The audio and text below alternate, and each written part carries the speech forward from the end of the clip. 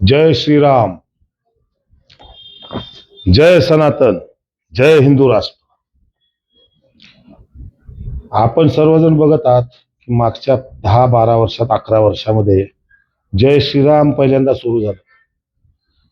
त्याच्यानंतर जय सनातन चालू झालं. मागच्या 2-3 वर्षात जय हिंदू राष्ट्र चालू झालेलं आहे. ज्या हिंदू राष्ट्राबद्दल आपण आधी एक व्हिडिओ बनवला होता, त्याच्यामध्ये बोललो होतो. आज ह्या 3 घोषणाची आठवण यायचं कारण काय आहे? फार साधं सोपं कारण आहे. जय श्रीराम ही घोषणा कशासाठी आहे? जर तुम्ही विचारलं की 2014 मध्ये तुम्ही आम्हाला म्हणला होता की 70 रुपयाचे पेट्रोल आम्ही अजून स्वस्त करू, पेट्रोल डिझेल 100 रुपये झाले, समोरनं उत्तर येतं जय श्रीराम. तुम्ही जर म्हणलात की महागाई खूप वाढली हो,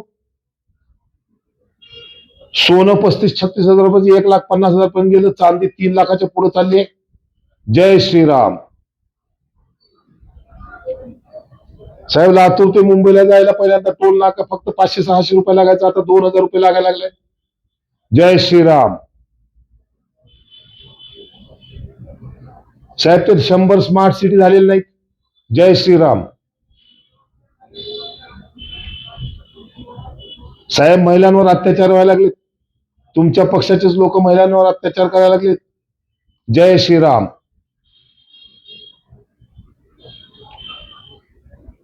ही आहे जय श्रीरामची घोषणा. तुम्ही म्हणा जय श्रीराम, पेट्रोल डिझेल वाढू द्या, गॅस वाढू द्या, महागाई वाढू द्या, किराणाचं रेट वाढू द्या, सोनं वाढू द्या, चांदी वाढू द्या, आपण फक्त एकच म्हणायचं जय श्रीराम. आणि भाजपला मत द्यायचे आंधळ्या बनून. आमचा पक्ष हा संस्कृती जपणारा पक्ष म्हणणारे हे नालायक लोक 1777 मध्ये पुण्यश्लोक अहिल्यादेवी होळकरनी जो मनकर्णिका घाट बनवला होता काशीमध्ये,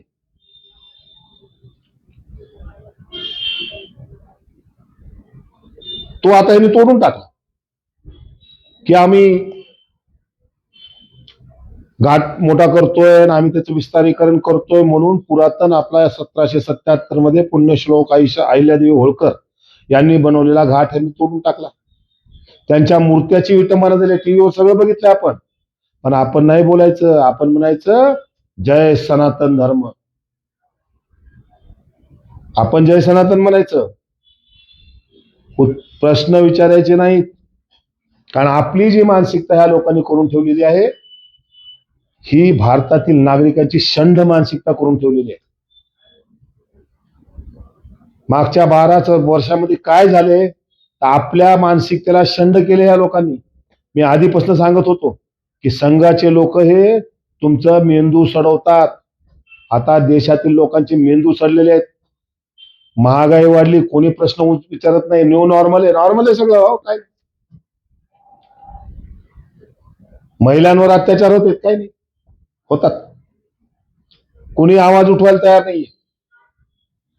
ह्यांच्या निर्लज्जपणाचा कस असा आहे की त्या पालघर का कुठं तर कोकणामध्ये शाळेतील मुलींवर बलात्कार करत होते, त्यांच्यावर गैरप्रकार करत होते म्हणून ज्या व्यक्तीवर आरोपपत्र दाखल झालं होतं, त्यापैकी जो प्रमुख आरोपी त्याला गोळ्या घालून मारून टाकल्या लोकांनी पुरावा मिटवावा म्हणून बहुतेक तर. आणि जो माणसं त्या संस्था चालक होता त्याला त्यांनी कोऑप्ट मध्ये नगरसेवक म्हणून घेतलं. हे काय आहे, हे तुम्हाला आम्हाला चेक करत असतात की अजून आपल्यात काही मर्दपणा शिल्लक आहे का, आपल्या विचारामध्ये अजून काही जाळ शिल्लक आहे का. पण जसं महागाई वाढली काही फरक पडत नाही, हत्या झाल्या काही फरक पडत नाही, बलात्कार झाले काही फरक पडत नाही.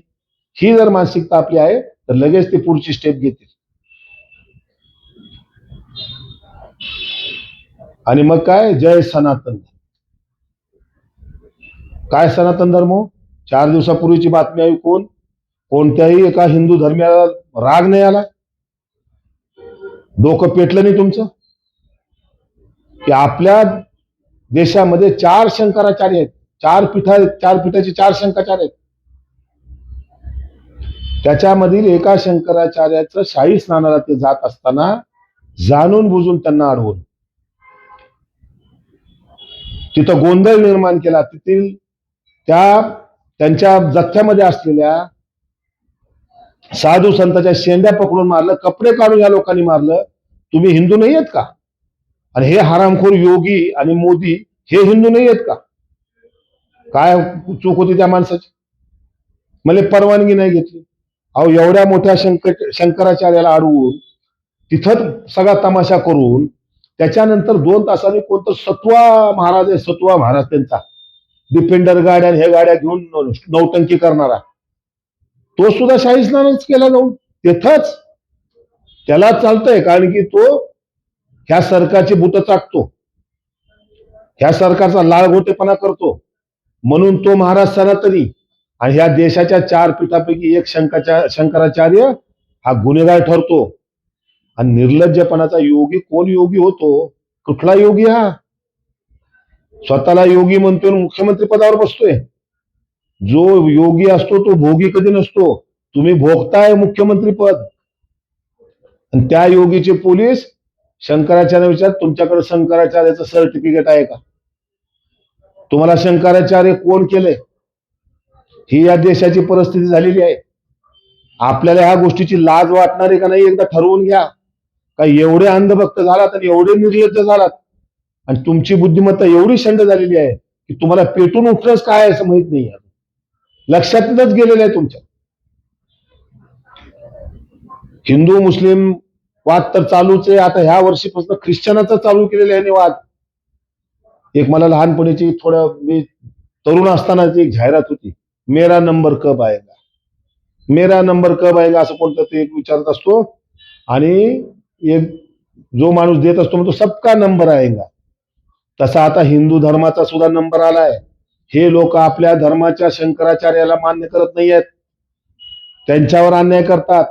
एकीकडे बोंब उठवली की पालघरमध्ये जे साधूचं हत्याकांड झालं, जे गैरसमजूत झाले असेल, कशाचं झाले असेल, त्याच्यामधला जो प्रमुख आरोपी होता त्याला भाजपमध्ये प्रवेश घेतला. तेव्हा कुठं गेलं होतं हिंदुत्व? आपल्या हिंदू लोकांना लाज शिल्लक आहे का? प्रश्न केव्हा तुम्ही विचारणार आहेत? सत्तेला प्रश्न तुम्ही विचारले पाहिजेत. आज जी परिस्थिती झालेली आहे संपूर्ण देशाची, त्याच्याबद्दल तुम्ही पेटून उठणार आहात का नाही? उभारणार का नाही? असं मला आज उद्वेगानं म्हणावं लागू लागलं. अहो, हे लोक कोणतेही हिंदुत्ववादी नाहीत, सनातनी नाहीत. हे लोक निव्वळ व्यापारी आहेत. काशी विश्वनाथ कॉरिडॉर करताना आशी मुक्त जे आपले हे आहेत 4 पीठाचे शंकरापैकी एक शंकराचार्य आशी मुक्तानंद, त्यांनी काय प्रश्न विचारला? काशी विश्वनाथचा जेव्हा कॉरिडॉर तुम्ही बनवत होता तेव्हा शेकडो मंदिरं तुम्ही तोडलेले आहेत आणि ते शिवलिंग सगळे एका पोलीस स्टेशनमध्ये आहेत. तुम्हाला तेवढे मंदिर तोडताना लाज नाही वाटली? तेव्हा तुम्ही हिंदू नव्हता. आणि तिथं सगळे जे दुकानं झाले त्याचा व्यापारी करून पैसा कोण कमवू लागले? ते बांधकाम करणारा गुत्तेदार कोण होता ह्याची पण माहिती घ्या. आज गुगल तर होतच आधी, आता कित्येक आलेत, ते जेमिनी आले, चॅट जीपीटी आले. माहिती घ्या ह्यांचे धंदे काय चाललेत. अहो, अमेरिका आपल्याला मागच्या 6-8 महिन्यापासून अक्षरशः भिकारी करून टाकले, आपल्याला भिकाऱ्यासारखं वागवते. आपल्या देशाचा आदरणीय वंदनीय पूजनीय पंतप्रधान तोंडातनं एक वाक्य काढत नाही. अहो, काल कॅनडावाले बोलायला लागलेत, फ्रान्सवाले बोलायला लागलेत, इंडोनेशियावाले बोलायला लागलेत. आणि आपले तथाकथित स्वतः विश्वगुरु म्हणून घेणारे आदरणीय वंदनीय पूजनीय तोंडातनं एक शब्द काढत नाहीत अमेरिकेच्या विरोधात. त्याचं एकच कारण आहे. तुम्हाला काय वाटतं ही कोणती फॉरेन पॉलिसी स्ट्रॅटेजी नाहीये? हे फक्त आणि फक्त अदानीवर जी केस अमेरिकेच्या कोर्टात चालू आहे म्हणून ह्या व्यक्तीचं तोंड गप्प बसलेला आहे.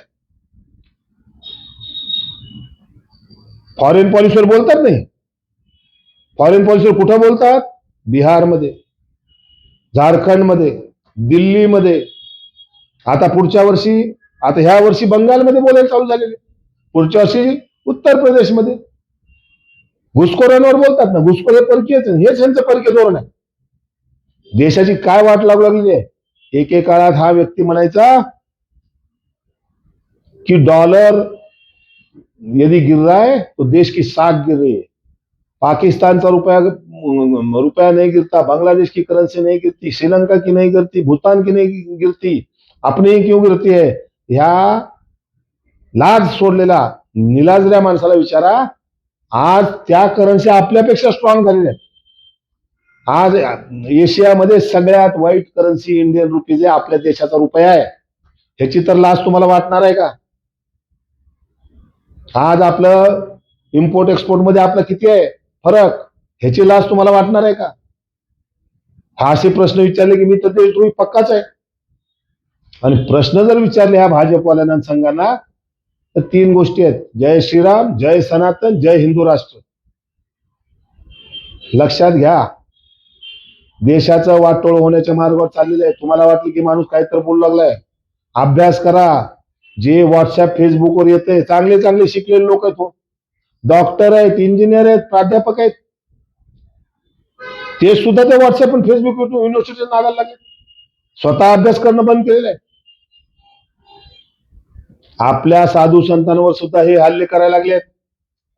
मग ह्यांचे कोण साधू संत आहेत? तो बाबा राम रहीम इलेक्शन चालू झाल्या की बरोबर तो 40-40, 45-45 दिवस पॅरोलवर येतो, कारण की तो ह्यांचे पाय चाटतो. तो धीरेंद्र ब्रह्मचारी नावाचा एक आहे, तो यांचे पाय चाटतो. 2013-14च्या वेळेस रामदेव बाबा होता, लाला रामदेव, तो यांचे पाय चाटतो. पण जे धर्माबद्दल बोलताय, एकीकडे म्हणायचं गोहत्या बंदी है इस देश में, देशात नाहीये. उत्तर प्रदेश, महाराष्ट्र, बिहार इथं गोहत्या बंदी आहे. गोमाता मम्मी मम्मी. आणि गोव्यामध्ये नॉर्थ ईस्ट मध्ये 7 सिस्टर्स मध्ये गोमाता यम्मी यम्मी. तिथं खायची परवानगी आहे, कापायची परवानगी आहे, तिथं यांचीच सत्ता आहे. ह्याची पण तुम्हाला लाज नाही वाटत?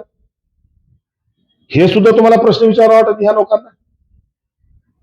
आता ते निर्लज्ज झालेत का जनताच निर्लज्ज झाली आहे, असा प्रश्न खरा निर्माण व्हायला लागलेला आहे. निर्लज्ज कोण आहे सगळ्यात जास्त? तू निर्लज्ज का मी निर्लज्ज?